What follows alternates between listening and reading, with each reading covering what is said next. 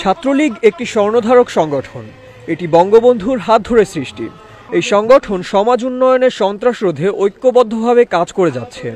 মূলত ৩ উপজেলা এবং ২ কলেজের কমিটির নতুন সদস্য দিয়ে গঠিত হয়েছে এই সংগঠন। যারা চলে যাচ্ছে তারা আগে যেমন ঐক্যবদ্ধভাবে এই সংগঠনকে চাঙ্গা রেখেছে, ঠিক তেমনি তারা বিদায় নিয়ে আরও চাঙ্গাভাবে কাজ করবে অন্য সংগঠনের। শুক্রবার সকাল 11:30টায় পূর্ব মাদারীপুর কলেজ মাঠে জেলা ছাত্রলীগের আয়োজনে প্রধান অতিথির বক্তব্যে আলহাজ নাঈম রাজ্জাক এমপি এই কথা বলেন।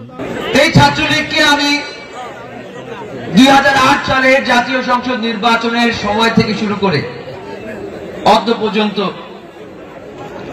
তিলে তিলে গড়ার লক্ষ্যে কাজ করার চেষ্টা করেছে। বিদায়ী নেতারা বলেন, রাজনীতির কারণে অনেকের সাথে মনমালিন্য হতে পারে, আপনারা এগুলো ক্ষমা করে দেবেন।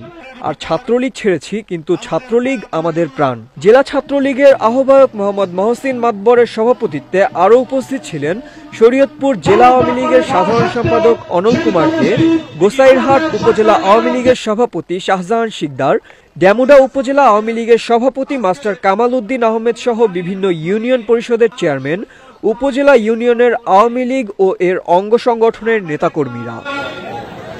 News desk, IBN television, Dhaka.